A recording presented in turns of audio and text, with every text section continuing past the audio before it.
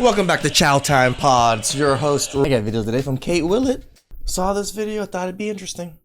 The good men did not leave with a fight or a goodbye. They left in silence. They stopped initiating, stopped spending, stopped chasing. And by the time anyone looked up, well, the room was already empty. In a 2026 survey of more than 5,000 single adults, only about 30% were actively dating. And roughly 3 out of 4 women had not been on 30% actively dating is pretty sad.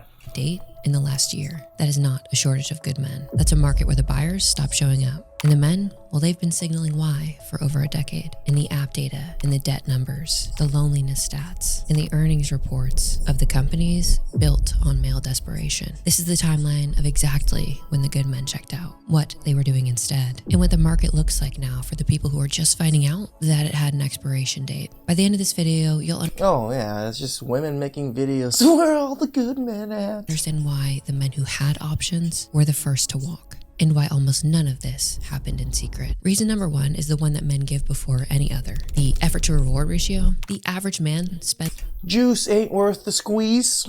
It's definitely probably the number 1. I agree with her. Spends about $68 on a date. And that's about 20% more than what the average woman spends. And the same research found that it takes about 7 dates before any interaction turns into a standing couple. Damn, 7 dates? That's a lot of time and money. So that's about roughly $700 just to find out if somebody's going to stay. And that's if every date leads. That's at the $100 mark of each person, or I mean, for double people. Like now, talk about how women want $200, $300 dates. Times that by 7. We're talking about $2,100. To the next one, which it doesn't. Here's the number that should stop you. 21% of men have gone into debt from dating. For women, it's not. 21% gone into debt for dating. 1/5. That sounds about right. Yeah, I can definitely see that. 9. So men are more than twice as likely to go into debt, trying to participate in a market that rejects them most of the time. He didn't get better. That she just said it even worse, right? Like, damn. Yeah, going into debt to try to be in something that hates you. Fuck. He opened a calculator. When the cost of staying in a game is higher than the reward that you can expect from it, leaving is the rational move. That's not him giving up. That's exit behavior. And it's the most logical thing a person can do in a losing equation. It really is. This is why I don't like how Matt Walsh and a lot of like the really conservative influencers or creators or whatever really push all these things. And it's just like, men can see it's not worth the squeeze. Stop trying to push it the way they're pushing it without giving us any type of solution to how to fix this. The math only broke because his odds were already terrible. And those odds, they weren't random either. Reason number 2, the invisible majority, aka the reason that his odds are bad in the first place. 2017, an engineer from Hinge ran the numbers on how likes actually move on that platform. Not a podcaster, an engineer, with all the data in front of him. Half of every like that's sent to men went to the top 15% of. Not a podcaster, I understand, all right? But even this researcher is not saying anything different than what we say and what we've seen anecdotally, or even through our own, what as we call it, surveying. You know, like us surveying the dating market, we can totally see this. And we can totally see how hypergamy has caused polygamy. There's just so many men that are in this top 1 to 15% or so that are just getting so many women. Of men. In the top 1% of men, they pulled more than 16% of all likes on the entire app. The men who perform on the bottom half of the platform get they're 0. fighting for scraps. And at the time, this wasn't even new. OkCupid published almost the same picture back in 2009 on Yeah, we spoke about this, about the OkCupid thing this whole time, and it didn't change. Shocker. Their own blog before they quietly took it down. And women on the site rated 80% of men as below average looking. 80% below average. Think about what that does to the word average. If 80% of people fall below it, that word means nothing. Because what we're really saying in all of that is that everyone's ugly.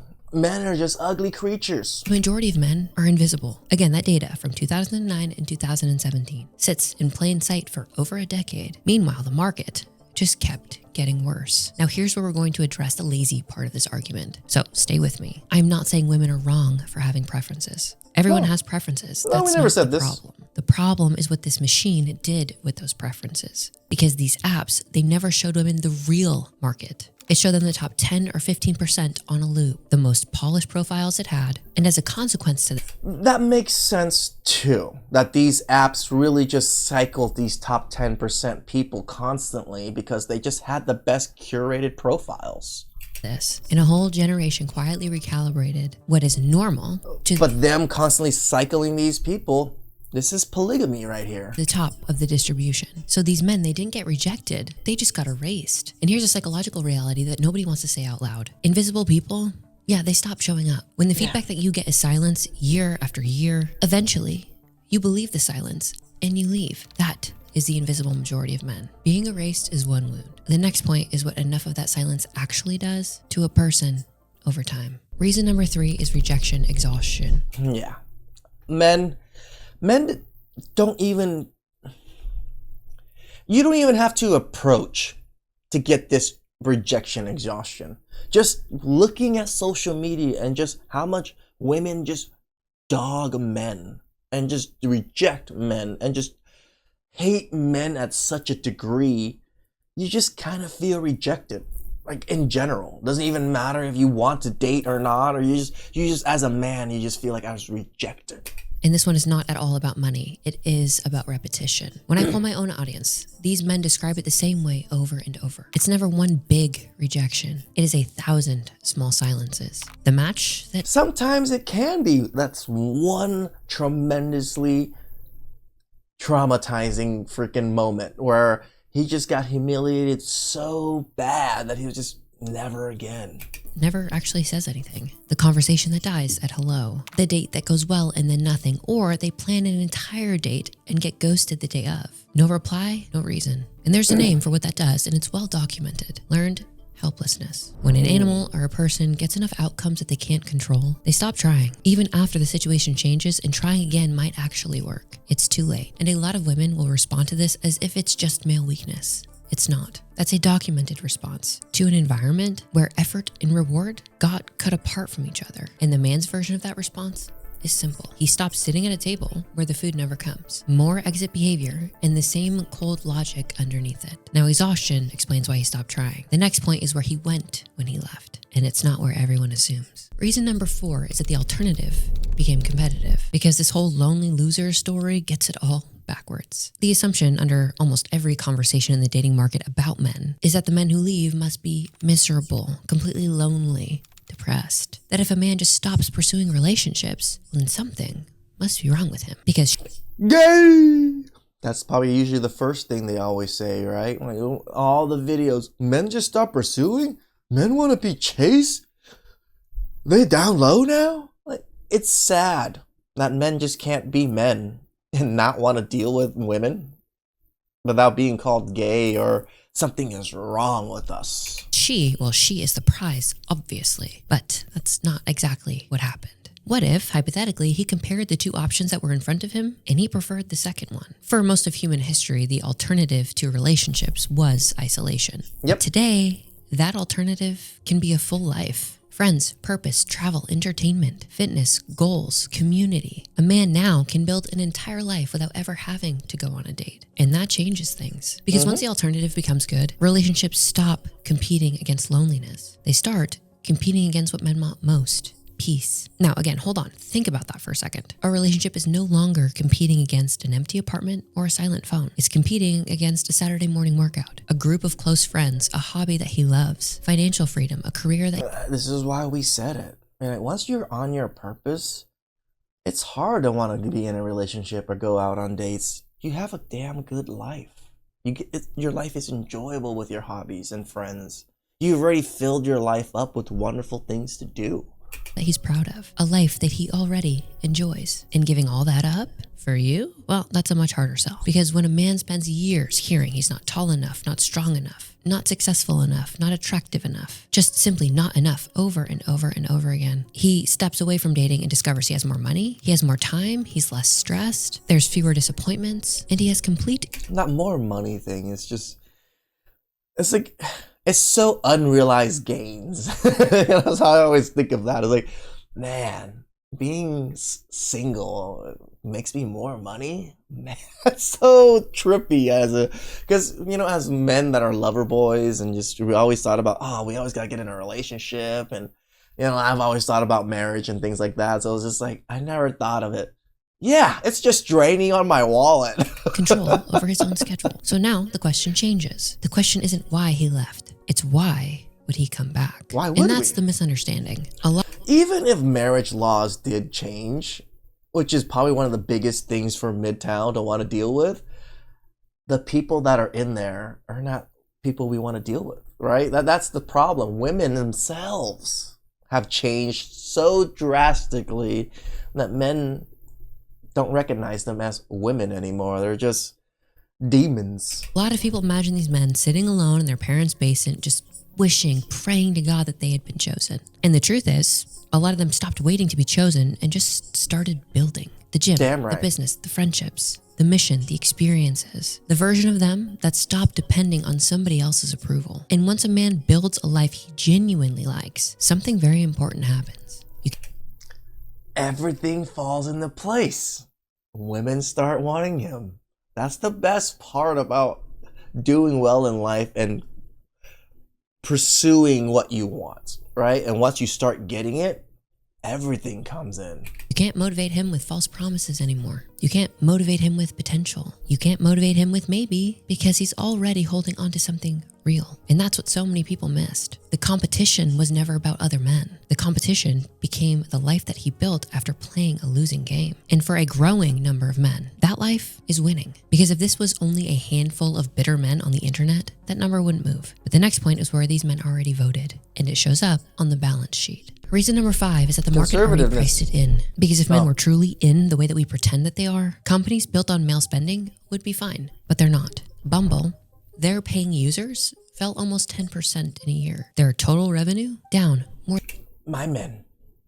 And that's because us men stopped spending, because we know who spends on dating apps. Than 7%. The company that owns Tinder, it watched its paying users peak around 11 million to now under 9. These apps, the money, it was built on men. Men were the overwhelming shares of people who were paying. And the whole model was built on the assumption that men would keep paying to be seen. And, of course, when men stopped spending, the industry started shrinking. Bumble, whose entire identity was built on the idea that women would message first, they had to walk that back and let men start the conversation. The founding promise that they made, that was gone the moment that the money was gone, because exit behavior also shows up on the earnings reports. The men already That makes total sense. voted with their wallets years before anybody made a video about it. So whether or not they left isn't the question anymore. We've shown that in 6 ways. Every single point so far has been about what men did. Hey, shout outs to you, Kate. This is wonderful video and wonderful talking points.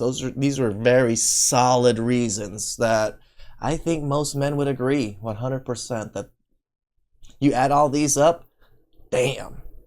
Now, the hardest part of the video is the one question that nobody's really allowed to ask, and that's about the other half of the room. Now, this is where the video turns. The one-way mirror is not another reason men left. It's the reason that the one conversation that could have fixed all of this never happened. There's a bias in psychology called the self-serving bias. It's one of the most replicated findings in the field. Baumeister documented this cleanly in 1990. When something goes wrong, every single human being tends to read their own part as circumstance and the other person's part as character. So I was completely stressed. Look at all I had going on. But them, no, that's their character. They're just selfish. And the truth is, everyone does this. Men do it, women do it, you do it, I do it. I'm sure I do it.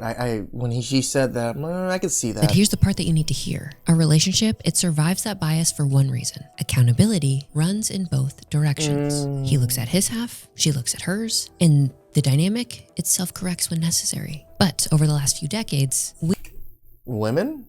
Accountability? we built a culture where accountability only points one direction. Because looking hard at male behavior, well, that's recognized as commentary. But looking hard at female behavior, that's an attack. That's misogyny. That's the patriarchy. Unacceptable. It's the same mirror, same question. In one direction is a TED Talk. The other one gets you a label. That is the one-way mirror. And it's not Misogyny. any one individual person's fault. It's in the air that we're all breathing. But pay attention to what this does to two people. If only one of them is ever asked to look at their own half, well, the other half never gets looked at. And This is feminism right here, where they're constantly making men look at their own half, trying to make them accountable for every little action men make without ever holding themselves accountable for anything they do, right? And men are constantly aware of their own actions. They understand quite well what our actions do and affect people overall. It's just, it doesn't really matter in the grand scheme of things. And in the unexamined half, that is where resentment grows, quietly, for years, until one person leaves and the other person swears they never saw it coming. Now, I'm gonna say this part is me, not as the research. I am not perfect, and I certainly have my moments of doing this. Sure. I could be in a disagreement with my husband, and I could be dead certain that I'm being the one who's reasonable as a woman. I know that's funny. Anyway. Self-awareness is key, girl. I mean, Kate, at least you know. You know. And the only reason that we're able to climb out of that is that somebody in my life, my husband, who I respect and trust more than anybody, is allowed to look me in the eye and say, you're not being reasonable here. And that permission, the one where you're allowed to be told that you're wrong by somebody that you love and trust, and you know that they're doing that while also holding their half too, that is the whole thing. That's what makes it work. That is what keeps a person honest in a relationship. That was genuine right there. This is why I kind of like Kate here. You know, like we covered her a few times now, but that genuine take of how she just mentioned her husband and how she learned how the masculine man helps guide her, and just like, because he loves you, he's not doing this out of malicious intent. Functional. But again, here we are. It's 2026, and we took that permission away from an entire group of people, and we just called it growth. Now, here's the receipt for what that costs. Stevenson and Wolvers, through the National Bureau of Economic Research, tracked women's happiness across 35 years of widening freedom and widening options. And they found it went down, both on its own terms and in comparison to men. In the 70s, women reported being happier than men. By the 2000s, that flipped. So we have more freedom, more options, and yet we're less happy. Happiness. And I don't think that's because the freedom part of it was so bad. I think it's because nobody handed women the other half of that deal. The part where more Accountability. power, more freedom also comes with more responsibility, layers of accountability, and it means more of that. The Spider-Man, tagline comes in. With great power comes great responsibility. Everybody has great power within them, right? They just have to use it responsibly. Not less. But instead, the message was that the standards could go up, while the self-examination and self-awareness, that could go down. And the truth is, no system survives that. And again, this isn't because women in general are uniquely flawed in some way, but it's true that the unexamined half will rot in anybody. And we let half the room skip the process that keeps people honest. That. I mean, society made it so that one half of the people never had to examine themselves, right? That's the big problem. Is where the good men went away from. Because the conversation that could have fixed this, well, it was called an attack. So it never happened. So where does that leave us? Well, it leaves us in a reality that nobody really wants to acknowledge. Because the truth is, I don't think that most men left because they absolutely just hate women. They left. I always say it, Kate. We love women. This is why I even have this channel. It's partly because I love women. If they can correct their course, it'd be wonderful. But I love men. Men are my people. I care about them more. And I want to protect them. And if protecting them means keeping them away from women, have at it. Because they stopped believing that their efforts would even matter. That is different. Hatred is emotional. This was arithmetic. Because every relationship runs on the same exchange. Effort for appreciation, investment for reciprocation, responsibility for influence. Basic math, right? This is very basic. But all of this right here, we hardly ever get any of this as men. And when one side feels responsible for everything and appreciated for nothing, eventually the math breaks. That is what happened. And once it breaks, people don't always leave dramatically. Sometimes they leave quietly. They stop approaching. Hey, we don't flip tables every damn time. They stop pursuing. They stop volunteering. They stop explaining. Then one day, everybody looks up and wonders, where'd they go? And the cruel irony of all of this is that the men that women typically wanted most were the first ones to be capable of leaving. The disciplined ones, the responsible ones. This is very true, right? Because we have the money, we have the means, we have the lifestyle and discipline to say, yeah, we're good on our own. The men with options and character. These are the men who could build a life with or without a relationship, a meaningful life. Because those men, they looked at this whole market and this entire dynamic and they realized something incredibly uncomfortable. The reward being offered in this dating market, getting a woman in this day and age, it no longer justified the cost of participation. So they directed their effort elsewhere. And once a man then builds a life that he finds incredibly meaningful and that he truly enjoys, he becomes very difficult to motivate. It's true. I've always said this, I said this to you guys, like as I get more successful and as I do more in life, it's harder for me to want to think about family. It's harder for me to want to, be with a woman and all this stuff because I enjoy my life now. Everything is wonderful. Like I have career pursuit, purpose. I help out my family. Like I see my family. Everything is on a perfect balance. Not perfect, but a very good balance right now. And it's hard to want to disturb that.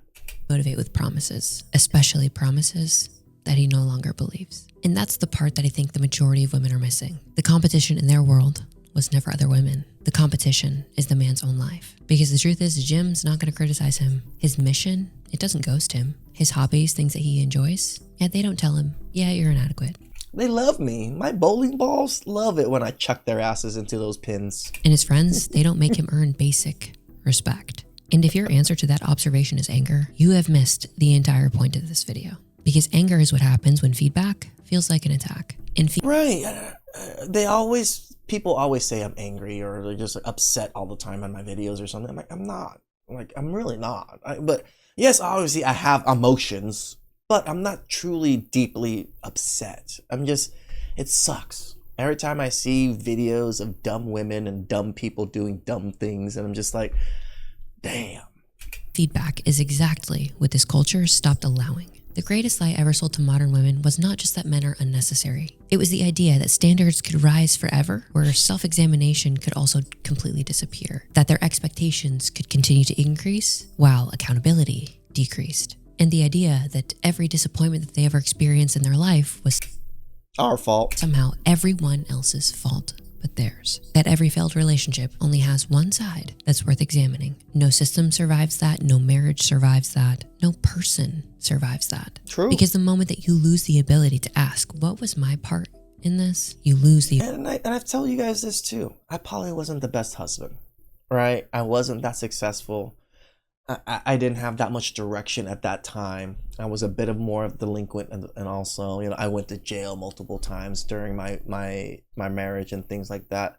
I can admit it. I can understand why she left, right? In a sense, right? I can understand I wasn't him.